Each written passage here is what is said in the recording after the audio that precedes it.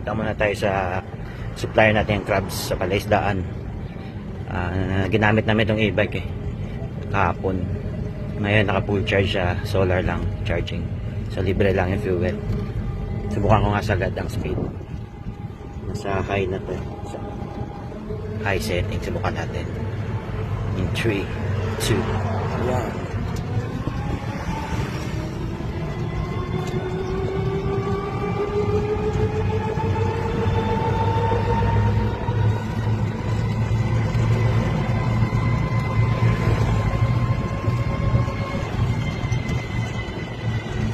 Tumawid lang.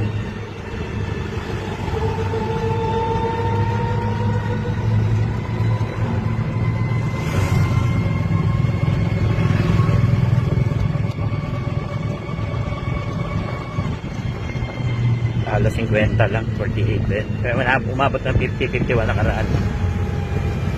Okay na.